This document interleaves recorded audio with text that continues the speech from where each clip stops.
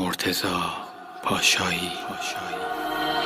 یکی هست تو قلبم که هر شب واسه اون می نویسم اون خوابه، نمیخوام بدونه واسه اونه که قلب من این همه بیتابه.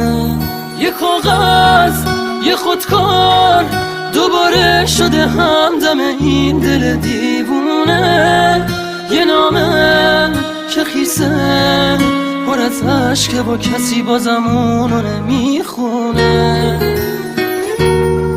یه روز همینجا توی اتاقم یه دفعه گفت داره میره، چیزی نگفتم آخه نخواستم دلشو قصه بگیره. گریه میکردم درو که میبست، میدونستم که میمیرم. اون عزیزم بود نمیتونستم جلوی راشو بگیرم. میترسم یه روزی برسه که اونو نبینم، بمیرم تنها. خدایا کمک کن، نمیخوام بدونه دارم جون میکنم اینجا. سکوت اتاقا داره میشکنه تیک تاک ساعت رو دیوار. دوباره نمیخواد بشه باور من که دیگه نمیاد انگار.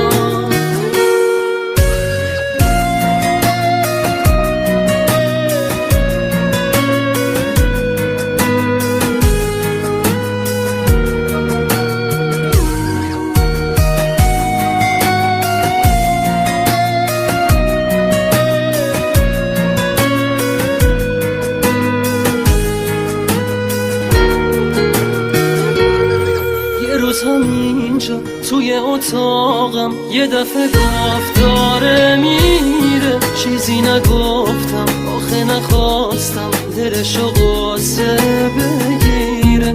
گریه میکردم درو که میبست، میدونستم که میمیرم. اون عزیزم بود نمیتونستم جلوی راشو بگیرم.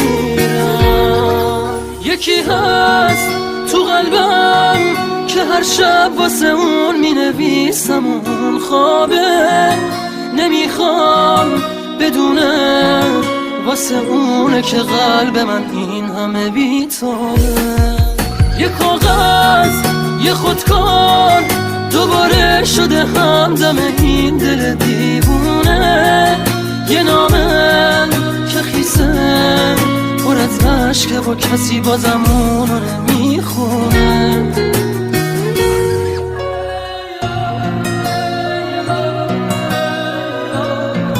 میوزیک اند آرنج بای مرتضی پاشایی.